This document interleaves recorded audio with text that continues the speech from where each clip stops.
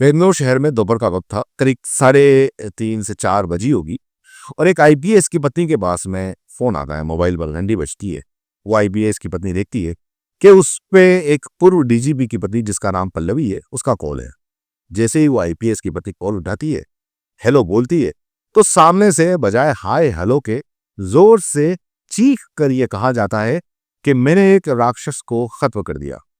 IPS की पत्नी कुछ समझ पाती, कुछ पूछती कि क्या हुआ, कौन राक्षस, तुम क्या बोल रही हो।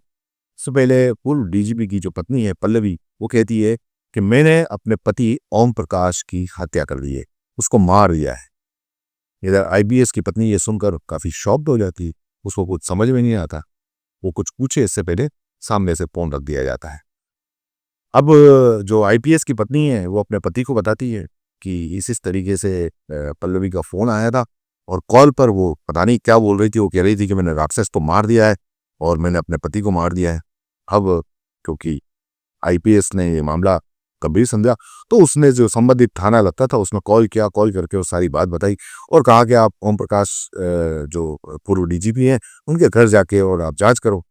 अब पुलिस जैसे ही घर पहुंचती है तो वहां पर जो ओम प्रकाश है वो नीचे जमीन पर खून से लथपथ पड़े हुए हैं।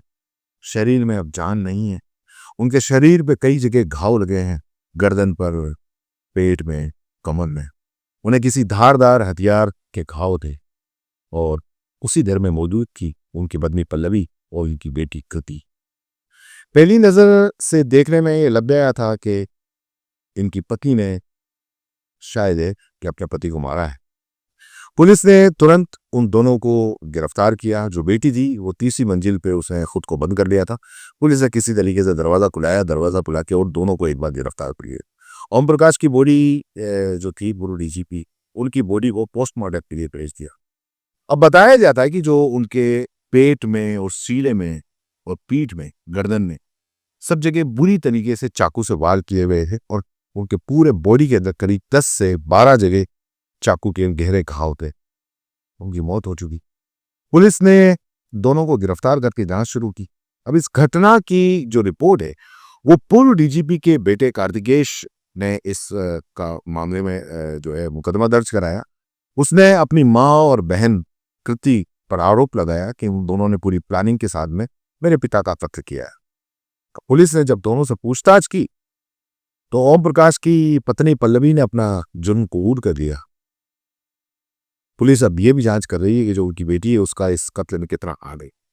लेकिन सबसे बड़ा सवाल है कि आखिर क्यों? क्योंकि मोटिव, हर कत्ल का एक मोटिव होता है। तो इसमें भी सबसे बड़ा सवाल है कि आखिर कत्ल क्यों किया।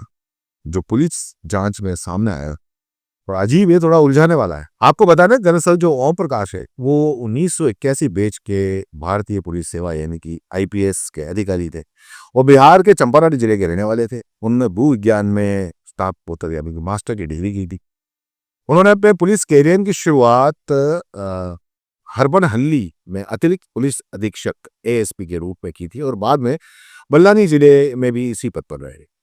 उन्हें 1 मार्च 2015 को कर्नाटक का पुलिस महानिदेशक और पुलिस महानिदेशक डीजी हेड आईजी को नियुक्त किया और वो जनवरी 2017 में सेवानिवृत्त हो गए। अब उनकी पत्नी का नाम था पल्लवी और एक बेटा कार्तिकेश और एक बेटी जिसका नाम है कृति। ये सदस्य हैं। अब जांच में ये सामने आया कि ओम प्रकाश और उनकी पत्नी पल्लवी, इन दोनों के बीच में अक्सर झगड़े होते थे। झगड़े संपत्ति को लेकर भी थे। ओम प्रकाश ने अपनी प्रॉपर्टी किसी रिश्तेदार को ट्रांसफर कर दी थी और इसी के चलते दोनों के बीच में अक्सर झगड़ा होता रहता था। और झगड़ा होते होते कई बार बात यहाँ तक आ गई, हाथापाई तक आ गई।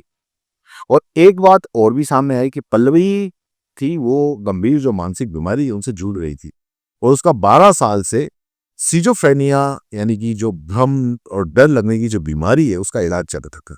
हालांकि वो अभी स्टेबल। और ये उनके बेटे कार्तिकेश ने बताया कि उसकी माँ को लगता था कि उसके पिता जो हैं वो माँ को मार देंगे और अक्सर प्रॉपर्टी को लेके और किसी न किसी बात को लेके दोनों पति पत्नी के अंदर अक्सर झगड़ा होता था और प्रॉपर्टी को लेकर जो विवाद था वो काफी था। कार्तिकेश ने यह भी बताया कि माँ और बेटी दोनों पिता, उनकी जो बेटी थी कृति, वो अक्सर दोनों उसके पिता से काफी झगड़ कर रहते थे। कार्तिकेश ने यह भी आरोप लगाया कि उसकी मां पल्लवी पिछले 1 सप्ताह से पिता को जान से मारने की धमकी दे रही, और इन्हीं धमकियों की वजह से, क्योंकि भाई डर तो होता है ना सबको, और इसी की वजह से जो ओम प्रकाश है वो अपनी बहन के घर रहने के लिए चले गए थे। लेकिन 2 दिन पहले उसकी जो बहन है कृति, वो गई वहां पे और पिता को उनकी मर्जी के खिलाफ जबरदस्ती लेकर आई। अब दोनों अक्सर पिता से झगड़ती थी, और रविवार यानी कि 20 अप्रैल को भी यही हुआ कि दोपहर करीब 2:30 से 3 बजे के बीच ओम प्रकाश खाना खा रहे थे, और खाना खाने के बीच में जो पल्लवी है उनकी पत्नी, कथित तौर पर उनके बीच में कुछ बात को लेकर बहस हो गई। अब उसने, जो पल्लवी है, उसने मिर्च का जो पाउडर था वो तुरंत उसके मुंह पे तेज दिया, और वो फेंक दिया उनकी आंखों में मिर्च का पाउडर, क्योंकि अचानक से फेंका तो उनकी आंखों में मिर्च का पाउडर चला गया। वो तुरंत रसोई में से एक बड़ा सा चाकू लाई और चाकू लाके और हमला कर दिया। सबसे पहला वार उसने गर्दन पर किया, और साथ ही साथ जो तेल की बोतल है उसको भी सर पे दे मारी। और उस वक्त ओम प्रकाश जो थे वो फर्श पर गिर गए। उन्होंने काफी बचने की कोशिश की, यहाँ तक कि उन्होंने भागने की भी कोशिश की। बताया जा रहा है कि 15 मिनट तक उन्होंने संघर्ष किया, और वो चाहते थे कि वो यहाँ से भाग जाएं, क्योंकि उनको लग गया था कि ये दोनों माँ बेटी से मुझे मार देगी। और जब उनके शव के पास में टॉयलेट क्लीनर और फ्लोर क्लीनर की बोतलें भी मिली।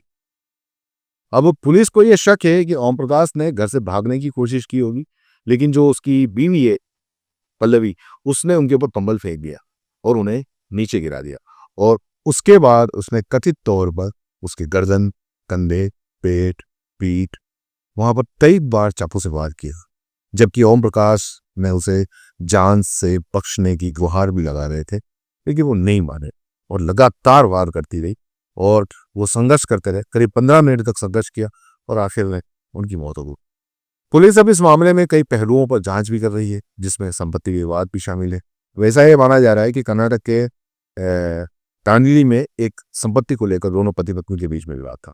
अब पता है, लगा जा रहा है कि पल्लवी को जो सीजोफ्रेनिया था उसका निदान किया गया था, और वो दवाएं ले रही थी। पुलिस इस बात की भी जांच कर रही है कि क्या कृति इस हत्या के अंदर शामिल थी, उनकी बेटी, क्योंकि घटना के वक्त वो घर पर तो थी, और पुलिस जब पहुंची तो उसने खुद को तीसरी मंजिल में बंद कर दिया था। और पुलिस ने जो जांच किया तो उसमें पहले भी ये सामने आया है कि कुछ महीने पहले पल्लवी ने ओम प्रकाश के सिर पर पत्थर से वार किया है, जिससे उन्हें चोट पहुंची, और पल्लवी ने पुलिस में शिकायत दर्ज कराने की भी कोशिश की, जबकि उनकी शिकायत नहीं सुनी गई थी। तो उसने पुलिस स्टेशन के बाहर धरना भी दिया था। ओम प्रकाश के शव का पोस्टमार्टम किया गया, और सोमवार को बेदून पूरे राजकीय सम्मान के साथ उनका अंतिम संस्कार किया गया। उनके बेटे कार्तिक ने अंतिम दर्शन की जो रस्म थी, वो संस्कार की रस्म वो पूरी की, और पल्लवी को गिरफ्तार कर लिया है और उन्हें 14 दिन की न्यायिक हिरासत के अंदर भेज दिया। इस मामले में आगे की जांच बेंगलुरु सेंट्रल बैंक की महिला विंग को सौंपी गई। इस खबर और इस घटना को लेकर आप क्या कहेंगे, नीचे कमेंट बॉक्स में जरूर बताएं। धन्यवाद।